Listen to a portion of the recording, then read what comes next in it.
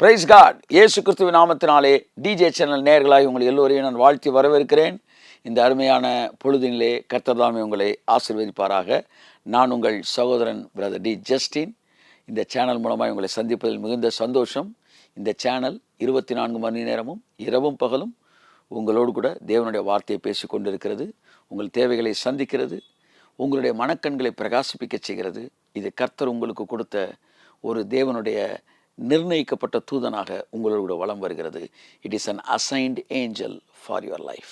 ஆகவே இந்த சேனலுக்காய் ஒரு நிமிடமாவது நீங்கள் ஜெபிக்க மறவாதிருங்கள். புதிய ஒரு வருஷத்துக்குள் கடந்து செல்கிறீர்கள், உங்களை நான் வாழ்த்துகிறேன். அல்லது புதிய வருஷத்தில் நுழைந்த பிறகு கூட இந்த செய்தியை கேட்கலாம். உங்களை வாழ்த்துகிறேன், உங்களை ஆசீர்வதிக்கிறேன். இந்த 2026 உங்களுக்கு பாதைகள் நெய்யாய் பொழிவதாக. ஆமேன். அன்புக்குரியவர்களே, ஒரு அழகிய வருஷத்தை தேவன் நமக்கு தந்திருக்கிறார். இந்த வருஷத்திலே நிறைவான ஒரு வாழ்க்கை வாழ வேண்டும் என்பதைத்தான் எல்லோரும் விரும்புவார்கள். நிறைவான வாழ்விற்கான ரகசியம் என்ன என்கிற தலைப்பிலே சில நிமிடங்கள் உங்களோடு பேச விரும்புகிறேன். இது ஒரு ரகசியம், நிறைவான வாழ்வின் ரகசியம். நிறைவான வாழ்வின் ரகசியத்தை நீங்கள் புரிந்து கொள்ள வேண்டும் என்றால், குறைவுக்கான காரணம் என்ன என்பதை நீங்கள் புரிந்து கொண்டால், அதை வேரோடு பிடுங்கும் போது நிறைவு உங்களிடத்தில் கடந்து வர ஆரம்பிக்கும். அன்புக்குரியவர்களே, குறைவின் காரணம் என்ன என்பதை பற்றி நீங்கள் புரிந்து கொண்டால் நிறைவின் ரகசியத்தை புரிந்து கொள்வீர்கள். வாசிப்போம். ஆதியாகமம் 1 அதிகாரத்திலே 1ஆம் வசனம் 2ஆம் வசனத்தில் பார்ப்பீர்கள் என்றால், ஆதியிலே தேவன் வானத்தையும் பூமியையும் சிருஷ்டித்தார். 2ஆம் வசனம் சொல்லுகிறது, பூமியானது ஒழுங்கின்மையும் வெறுமையுமாயிருந்தது. பாருங்கள், அழகிய வார்த்தை. ஆதியாம் 1 அதிகாரத்தில் பூமி வெறுமையாயிருந்தது. அதற்கு பிறகுதான் கர்த்தர் ஒவ்வொன்றா என்ன செய்கிறார்? சிருஷ்டித்து இந்த வெறுமையாக இருந்த பூமியை இந்த அழகான பூமியாக கர்த்தர் மாற்றினார். நீங்கள் பார்க்கிற இந்த பூமி எடுத்த உடனே இப்படி வரவில்லை. இது ஒழுங்கின்மையாக இருந்தது, இது வெறுமையாக இருந்தது. இதை கர்த்தர் இந்த வெறுமையை நிறைவாய் மாற்றினார். நான் உங்களுக்கு ஒரு ஆணித்தரமான ஒரு வாக்குத்தத்தத்தை சொல்லுகிறேன். இந்த வருஷத்தில், கடந்த வருஷத்திலும் அல்லது 2025 உங்கள் வாழ்க்கை வெறுமையாக இருந்திருக்கலாம். ஆனால் 26 உங்கள் வாழ்க்கை நிறைவாய் தேவன் மாற்றுவார். உங்கள் குறைவுகள் எல்லாம் நிறைவாய் மாறும். இப்பொழுது அதற்கான ரகசியத்தை தேவன் உங்களுக்கு சொல்லும், அதை பெற்றுக்கொள்ளுங்கள். அன்புக்குரியவர்களே, தேவன் தம்முடைய ஆசீர்வாதத்தை பணமாகவோ அல்லது பொருளாகவோ கையில் கொடுப்பதில்லை, வார்த்தையாக உங்களுக்கு கொடுக்கிறார்.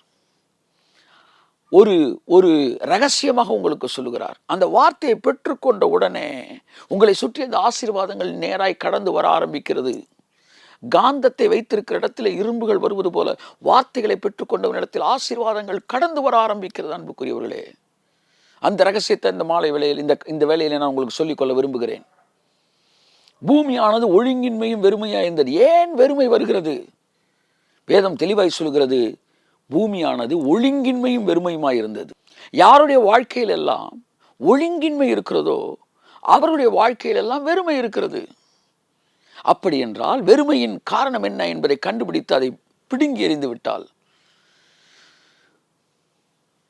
அந்த வெறுமை போய் நிறைவு வர ஆரம்பிக்கும். இந்த வெறுமையின் காரணம் என்ன? பூமியானது ஒழுங்கின்மையாக இருந்தது, ஆகையால் வெறுமையாக இருந்தது. யாருடைய வாழ்க்கையில் ஒழுங்கின்மை இருக்கிறதோ அங்கே வெறுமை இருக்கிறது. அப்படி என்றால் நிறைவு வர வேண்டும் என்றால் என்ன செய்ய வேண்டும்? ஒழுங்கின்மை இருப்பதால் வெறுமை இருக்கிறது என்றால், ஒழுங்கு வந்தால் வெறுமை நிறைவாய் மாறிவிடும். அன்புக்குரியவர்களே, உங்கள் வாழ்க்கையில் கூட சில நேரம் நீங்கள் தேவனுடைய பிரசன்னத்தில் ஒரு வெறுமையை உணரலாம். வேத வசனங்களில் கர்த்தருடைய சத்தத்தில் ஒரு வெறுமையை உணரலாம். பொருளாதாரத்தில் கூட ஒரு வெறுமையை நீங்கள் உணரலாம். இது எல்லாவற்றுக்கும் காரணம் என்னவென்று நினைக்கிறீர்கள்? எங்கேயோ ஒரு ஒழுங்கின்மை இருக்கும். அந்த ஒழுங்கின்மை நீங்கள் சரி செய்தால் வெறுமை நிறைவாய் மாறும். அன்புக்குரியவர்களே, புதிய வருஷத்தில் கடந்து செல்ல போகிறீர்கள். வேதத்தை நீங்கள் அல்லது புதிய வருஷத்தில் கடந்து வந்திருக்கலாம். நீங்கள் வேதத்தை வாசிப்பதிலே ஒரு ஒழுங்கை கொண்டு வாருங்கள். காலையிலே நான் புதிய ஏற்பாட்டை இந்த பகுதிகளை வரிசையாய் வாசிப்பேன். இரவிலே பழைய ஏற்பாட்டில் இந்த வரிசையை வாசிப்பேன். ஒரு ஒழுங்குக்குள் கொண்டு வாருங்கள். நீங்கள் எந்த நேரத்திலும் அந்த ஒழுங்கை விட்டு வேறு அங்கு இங்கு என்று செல்ல வேண்டாம். ஒருவேளை வேறு பகுதியை வாசிக்க விரும்பினாலும் வாசியுங்கள். வரிசையை வாசிக்க வேண்டியதை தொடர்ந்து வாசியுங்கள். அங்கே ஒழுங்கு வரும்போது நான் உங்களுக்கு சொல்லுகிறேன், உங்கள் வாழ்க்கையை குறித்த கடவுள் வசனத்திலிருந்து பேச ஆரம்பிப்பார். தேவனுடைய சத்தத்தை நீங்கள் கேட்க ஆரம்பிப்பீர்கள். ஆகவே ஒழுங்கு வரும்போது அங்கே வார்த்தையின் நிறைவு உங்களுக்கு வரும். அப்படித்தான் ஜெபத்திற்கு ஒரு நேரத்தை ஒதுக்கிக் கொள்ளுங்கள். அது 15 நிமிடமாக இருக்கலாம், 1 மணி நேரமாக இருக்கலாம். காலையில் இந்த நேரம் நான் ஜெபிப்பேன் என்று உங்களை ஒழுங்கு செய்து கொள்ளுங்கள். நீங்கள் நினைக்கும் போதெல்லாம் ஜெபிப்பது ஒழுங்கின்மை. நீங்கள் திட்டமிட்ட நேரத்தில் ஜெபிப்பது ஒழுங்கு. பூமியானது ஒழுங்கின்மையும் வெறுமையுமாய் இருந்தது. உங்கள் ஒழுங்கின்மை ஜெபத்தில் இருக்கும்போது பிரசன்னத்தில் ஒரு வெறுமையை பார்க்கிறீர்கள். ஆனால் ஜெபத்தில் ஒரு ஒழுங்கு இருக்கும்போது உங்கள் வாழ்க்கையில் ஒரு நிறைவை பார்க்க ஆரம்பிப்பீர்கள். பிரசன்னத்தில் ஒரு நிறைவை பார்க்க ஆரம்பிப்பீர்கள். இரவு நேரத்தில் தூங்குவதற்கு முன்பாக இது குடும்ப ஜெபத்தின் நேரம் என்று ஒன்றை ஃபிக்ஸ் பண்ணுங்க. சில நேரம் தவறலாம், வருஷத்தில் தவறில்லை. ஆனால் எல்லா நாட்களும் தவறக்கூடாது. ஆகையால் தான் ஒழுங்குக்குள் கொண்டு வாருங்கள் என்று சொல்கிறேன். அது கடினமான ஒழுங்காய் வைத்துக் கொள்ளாமல் லகுவானதாய் வைத்துக் கொள்ளுங்கள். 1 மணி நேர ஜெபம் என்பது உங்களுக்கு கடினமாக இருக்கும் என்றால் ஒரு 15 நிமிடத்தை வைத்துக் கொள்ளுங்கள். இங்கே நேரத்தை விட முக்கியம் ஒழுங்கு. இரவிலே 10 to 10:15 நீங்கள் ஜெபம் பண்ணுங்கள். நீங்கள் ஜெபிக்கிற நேரத்தில் 1 நிமிடமாவது இந்த சேனலுக்காகவும் ஜெபியுங்கள். அதை ஒரு ஒழுங்காக வைத்துக் கொள்ளுங்கள். முதலாவது ஒரு அடையை சுற்றி என கொடுங்கள். கர்த்தர் உங்களுக்கு நிறைவை இன்னும் தருவார். மீதி 14 நிமிடங்கள் உங்களுக்காகவும் பிள்ளைகளுக்காகவும் ஜெபம் பண்ணுங்கள். காலையில் அல்லது 6 to 6:15, 5 to 6 எந்த நேரம் வைக்கிறீர்களோ ஜெபியுங்கள். நீங்கள் ஜெபத்தில் ஒரு ஒழுங்கை கொண்டு வாருங்கள். ஜெப வேளையாகிய 9ஆம் மணி நேரத்தில் யோவானும் பேதுருவும் தேவாலயத்தை கடந்து சென்றார்கள். பார்த்தீர்களா? அவர்களுக்கு ஜெப வேலை என்கிற ஒரு வேலை இருந்தது.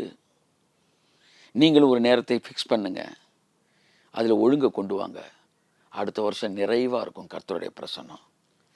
என்னுடைய வாழ்க்கையில் பொருளாதாரத்தில் வெறுமை இருக்கிறது ஐயா என்று நீங்கள் சொல்வீர்கள் என்றால், ஏன் பொருளாதாரத்திலே எவ்வளவு சம்பாதித்தாலும் அது வெறுமையாகவே இருக்கிறது என்றால், நான் சொல்லுகிறேன், எங்கே ஒழுங்கின்மை இருக்கிறதோ அங்கே வெறுமை இருக்கும். உங்கள் பணத்தை நீங்கள் கையாளுவதிலே ஒழுங்கின்மை இருக்கும் என்றால், நான் உங்களுக்கு சொல்லுகிறேன், உங்களுடைய பணத்தில் பொருளாதார ஆசீர்வாதத்தில் வெறுமை இருக்கும்.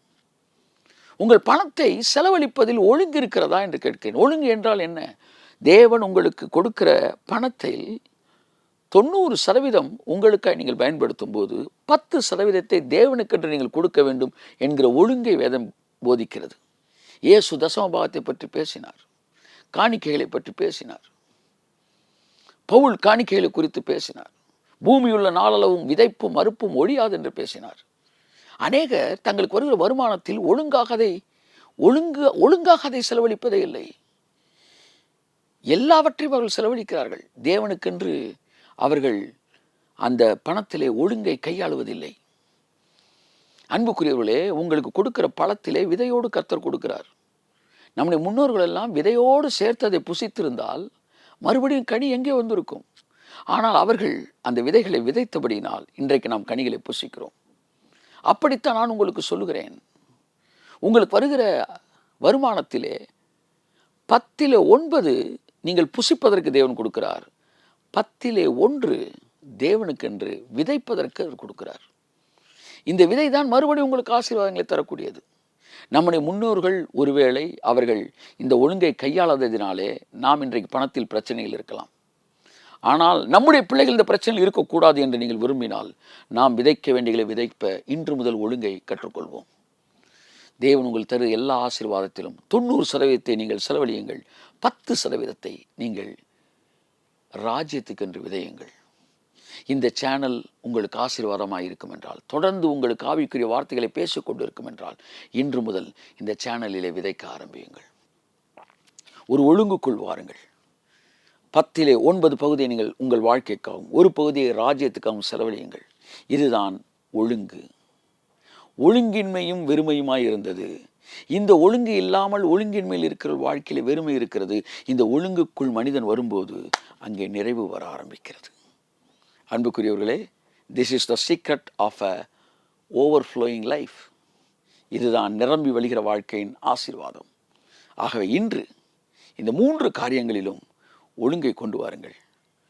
பயப்படாதிருங்கள். தவறி விடுவோமோ என்று பயப்படாதிருங்கள். நீங்கள் தவறினாலும் மறுபடியும் கர்த்தர் உங்களை எழுப்புவார். சரியான பாதையில் உங்களை ஓட வைப்பார். பூமியானது ஒழுங்கின்மையாக இருந்ததால் வெறுமையாக இருந்தது. இயேசு வந்தார். நீ நன்றாக வாசிப்பீர்கள் என்றால், தேவனுடைய வார்த்தை என்கிற இயேசு அந்த வார்த்தையை அனுப்பும்போது எல்லா ஒழுங்கின்மையும் கர்த்தர் ஒழுங்காய் மாற்றுகிறார். நிலத்தை பிரிக்கிறார், நீரை பிரிக்கிறார், ஜலத்தை பிரிக்கிறார். எல்லாற்றையும் ஒழுங்காக்கின பிறகு பூமி நிறைவாக ஆரம்பிக்கிறது. அப்படிதான் உங்கள் வாழ்க்கையிலே இந்த 3ஐ ஒழுங்காக்குங்கள். வருகிற வருஷமும் இந்த வருஷமும் முழுவதும் நிறைவை அனுபவிப்பீர்கள். God bless you. மற்றும் ஒரு காணொளியில் மறுபடியும் உங்களை நான் சந்திக்கிறேன். அதுவரை உங்களிடம் நான் விடைபெறுகிறேன். மறுபடியும் சந்திப்போம். I am Justin. God bless you.